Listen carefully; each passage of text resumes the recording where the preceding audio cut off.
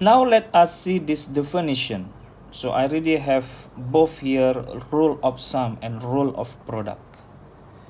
So let's see the first one, rule of sum. So it says, if a sequence of tasks T1, T2, and so on until Tm can be done in W1, W2, and so on until Wm ways respectively, the condition is that no task can be performed simultaneously.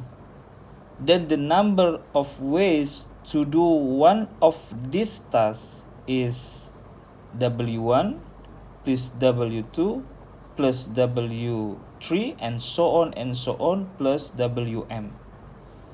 If we consider two tasks A and B which are disjoint, so A intersection B is empty set, then mathematically we say A union B supposed to be become A plus B.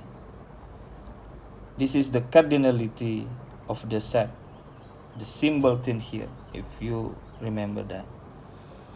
So that is the definitions rules of sum. So you have task 1 with W1 different ways to do, and you have task 2 with W2 different ways to do. So the ways to do one of these tasks in such a way with no can be performed simultaneously, we use the rules of sum, which is the total. Just like our examples earlier about the bus, or about hold on. Yes, about going from A to B earlier. So we have 3 different ways using bus. You can choose bus 1, bus 2, or bus 3. At the same time also you can choose going with train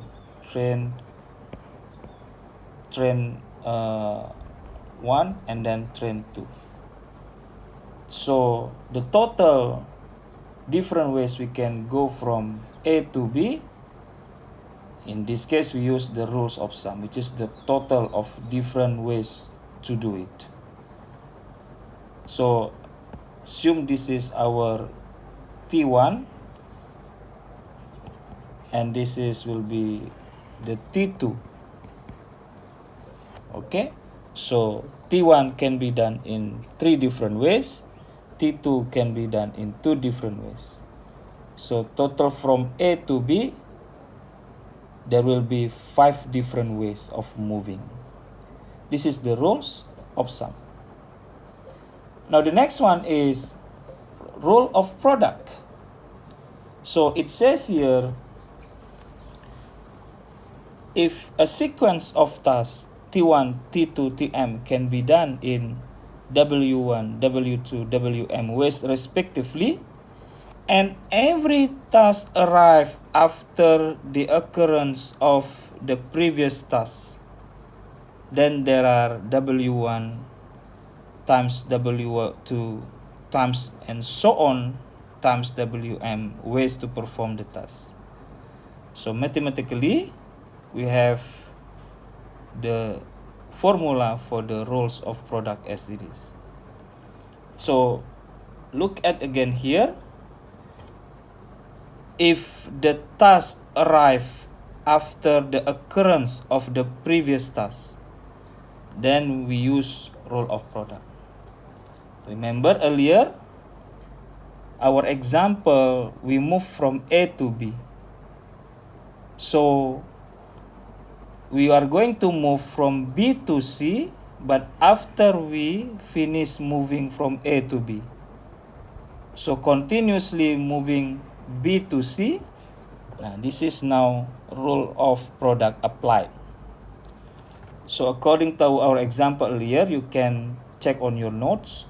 There are 5 ways from A to B, And then if I'm not mistaken, there are 4 ways from B to C.